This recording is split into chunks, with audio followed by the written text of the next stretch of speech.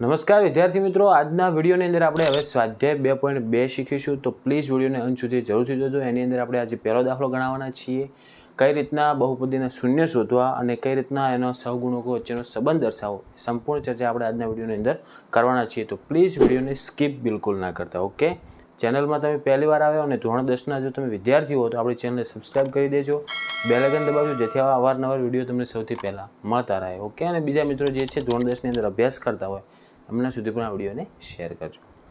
જો મિત્રો, હવે પહેલાં આપણે જ્યારે પણ શૂન્ય શોધવાની વાત આવે ને તો મધ્યમ પદનું વિભાજન કરવાવાળી રીત આવશે, અને પછી સહગુણકો વચ્ચે સંબંધ તમારે દર્શાવવા માટે જો આલ્ફા પ્લસ બીટા આ બંને સૂત્ર યાદ રાખવાના, બરાબર -b ભાગ્યા a, અને આલ્ફા ઇન્ટુ બીટા બરાબર c ભાગ્યા a. ઓકે, આજે આપણે 2 જ દાખલા ગણાવીશું. પહેલા દાખલાના પણ 2 દાખલા છે એ રહીશ. તો પહેલો જ દાખલો છે અને આપણે પહેલાં શૂન્ય કઈ રીતના શોધવા શાંતિથી સમજો, તમને આવડી જશે. x² - 2x - 8 આ આપણને બહુપદી આપેલ છે. તો પહેલાં તો શું કરવાનું, આ જે અંતિમ પદ છે 8 એને પ્રથમ પદના સહગુણક વડે, મતલબ x² છે એની અંગાત કોઈ બી સંખ્યા ના હોય તો એક તો હોય જ, એના સાથે ગુણવાનો. તો 8 એકા 8 થઈ ગયા. હવે આ 8ના એવા અવયવ લેવાના કે જેનો સરવાળો અથવા બાદબાકી -2 થવું જોઈએ. તો 8ના અવયવ જો, એક તો 8 એકા 8 થાય, બીજું થાય 4 દુ 8, બસ આટલા જ અવયવ છે એના. હવે તમે વિચારો, 8 ને 1 9 થઈ જાય ને 8માંથી 1 જાય તો 7 થાય, તો એ તો કામ નહીં લાગે. તો બીજો અવયવ વધ્યો. હવે 4 દુ 8, તો 4માંથી 2 જાય એટલે 2 વધે, 4 ને 2 6 થઈ જાય. પણ બાદબાકી કરવા જઈએ તો આપણને કમ્પ્લીટલી આનો જવાબ મળી જાય. તો હવે બાદબાકી કરતી વખતે ધ્યાન રાખવાનું, જે વચ્ચેલું પદ છે એ આપણે કેવું રાખવાનું છે, માઇનસ. કેવું રાખવાનું? માઇનસ. તો જે બંનેથી મોટી સંખ્યા હોય ને એને કરી દેવાની માઇનસ. તો મોટા 4 હતા તો એ આપણે માઇનસ લેવાના. પછી હવે શું સમજવાનું, આપણે અહીંયા કરવાનું શું, બંનેનો 4માંથી 2 જાય તો 2 વધે, બાદબાકી. તો આ માઇનસ થઈ ગયા ને તો આ શું કરવું પડશે, આપણે પ્લસ કરવું પડશે.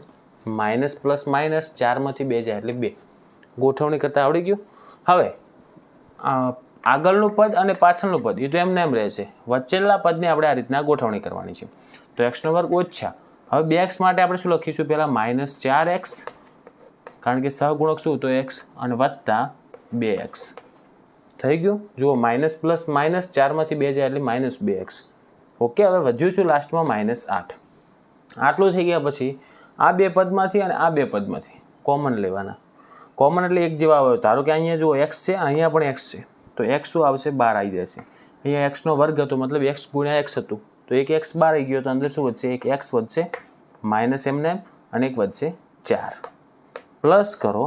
હવે જેવું આ કૌંસ મળે ને એવું સેમ ટુ સેમ અહીંયા કૌંસ મળવું જોઈએ, તો જ આપણો દાખલો અથવા આપણું સાદુરૂપ સાચું ગણાય. તો જુઓ, તમને પહેલેથી હિન્ટ મળે છે, કૌંસની અંદર એકલા x વધશે, તો આ બેમાંથી કોમન તો લેતા એકલા અહીંયા x વધવા જોઈએ, તો આ 2 તો આખા શું આવતા રહે, કોમનમાં આવતા રહે. તો 2 લઈ લેવાના 12. પછી અંદર લખવાનું x ઓછા, અહીંયા જુઓ 4 દુ 8 થાય, તો 2 કોમન નીકળી ગયા, વધ્યું શું, 4 વધ્યા, તો -4. હવે તમે કાઉન્સ કમ્પેરિઝન કરો, બંનેના અંદર સેમ ટુ સેમ સંખ્યા આવી કે ના આવી, જુઓ x - 4 x - 4 આવી ગઈ. તો હવે આ x - 4 એને લઈ લેવાના કોમન, તો x - 4 વધશે, અને જે વધી એ સંખ્યા બીજા કાઉન્સમાં લઈ લો. શું વધ્યું, એક અહીંયા 12 x હતા અને અહીંયા +2 હતા, તો x + 2. ક્લિયર. હવે આપણે આ શૂન્ય શોધવાના હતા બહુપદીના, તો આ બંનેને શૂન્ય સાથે સરખાવાના, મતલબ x - 4 બરાબર 0 લખો અને x + 2 બરાબર 0 લખો. ક્લિયર. હવે -4 આ બાજુ જશે તો x બરાબર શું થઈ જશે, 4, અને અહીંયા +2 આ બાજુ જશે તો x બરાબર શું થઈ જશે, -2.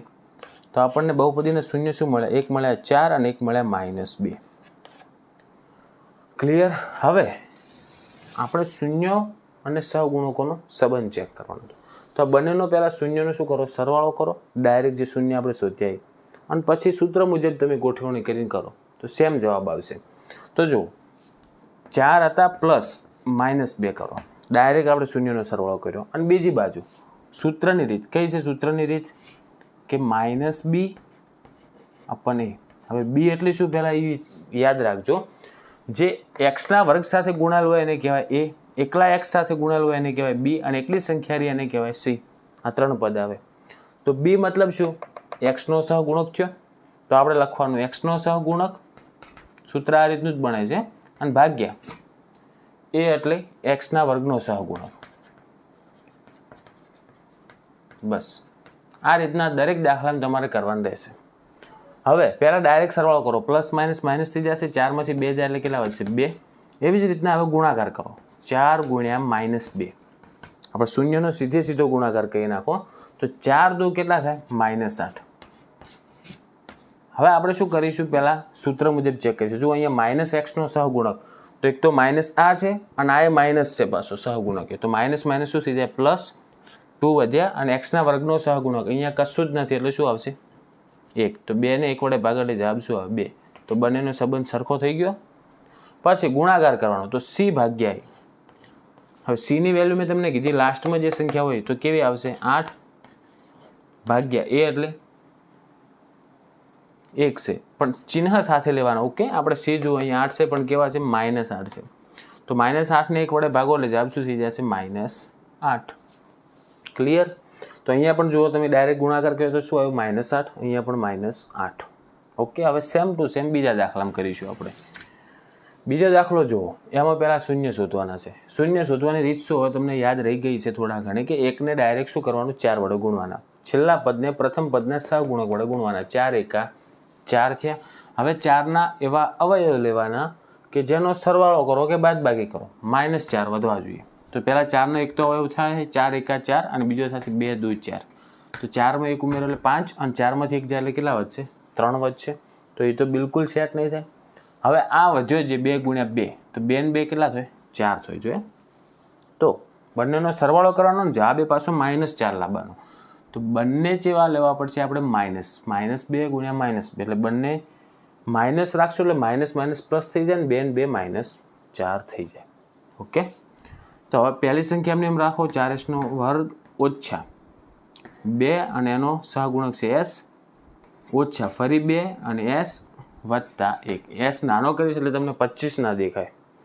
હવે આ બંનેમાંથી કોમન લેવાના, આ બંનેમાંથી કોમન લેવાના. બંનેમાં કોમન જુઓ, એક તો s નીકળે છે ને 2 પણ નીકળશે, કારણ કે 4 ની અંદર 2 આવે, 2 દુ 4 થાય. તો બંનેમાંથી એક તો 2 કોમન નીકળશે અને એક શું નીકળશે s. તો 2s લઈ રહ્યો કોમન. હવે અહીંયા 2 નીકળી ગયા તો 4માં શું વધ્યા, હજી 1 2 વધ્યા તો 2 વધશે. s નો વર્ગ હતો એમાંથી એક s નીકળ્યા એટલે શું વધશે, હજી s વધશે ઓછા.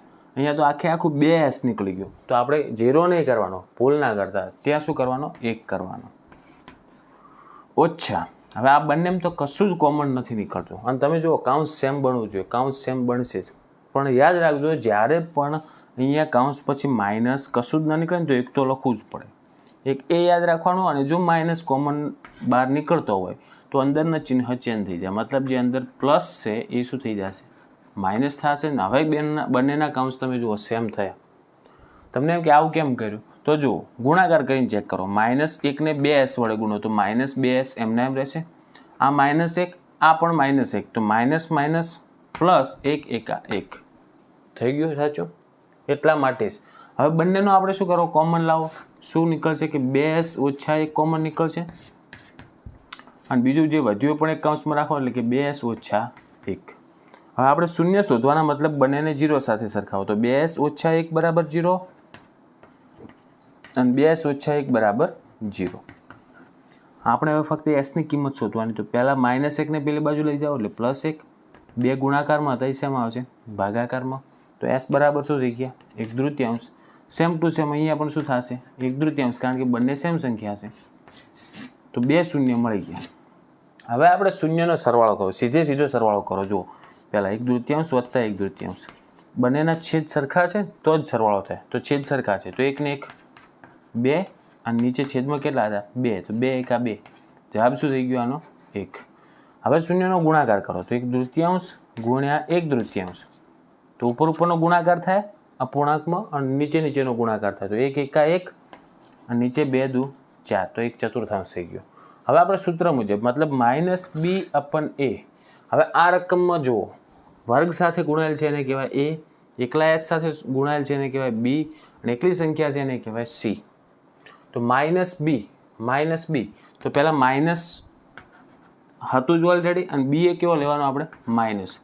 તો -4 ભાગ્યા a એટલે કેટલા છે 4 છે. આપણે સરવાળાનું સૂત્ર મૂક્યું, સૂત્ર પ્રમાણે પણ સેમ થશે. જુઓ માઇનસ શું થઈ જાય પ્લસ થઈ જાય, એટલે 4 ભાગ્યા 4 તો 4 એકા 4. તો સરવાળો 1 થયો. આપણે અહીંયા આગળ સરવાળો કર્યો તો જુઓ એ પણ કેટલો આવ્યો? 1 આવ્યો. ક્લિયર? હવે આપણે ગુણાકારનું સૂત્ર મૂકો c ભાગ્યા a. તો c માં કેટલા છે? 1 છે. તો લખો 1 ભાગ્યા a માં કેટલા છે? 4. તો 1 ભાગ્યા 4. તો જુઓ 1/4. તો ગુણાકાર પણ આપણે પહેલાં ડાયરેક્ટ સીધો શૂન્યનો ગુણાકાર કર્યો તો એ પણ કેટલો થયો? 1/4 થયો. ઓકે મિત્રો, તો આજના વિડીયોની અંદર આપણે પહેલા દાખલાના એના પણ અંદર જે 2 પ્રશ્ન હતા એ કરાવ્યા છે. ટોટલ 6 પ્રશ્ન છે. આગળ આપણે બીજા દાખલા ગણાવીશું. આજના વિડીયો માટે આટલું જ રાખીશું. તો આશા રાખું છું મિત્રો વિડીયો તમને ખૂબ જ યુઝફુલ થયો છે. તો પ્લીઝ વિડીયોને લાઇક કરજો. વિડીયોની અંદર જો કમ્પ્લીટલી ખ્યાલ આવી ગયો તો તમે એકવાર કોમેન્ટ કરજો. અને ચેનલને જો સબસ્ક્રાઈબ કરવાનું ભૂલી ગયા તો યાદ કરાવું છું કે સબસ્ક્રાઈબ કરી દો. બીજા મિત્રો સુધી પણ શેર કરજો. ઓકે, હવે મળીશું આપણે નેક્સ્ટ વિડીયોમાં. Thank you so much for watching my videos. Thank you so much.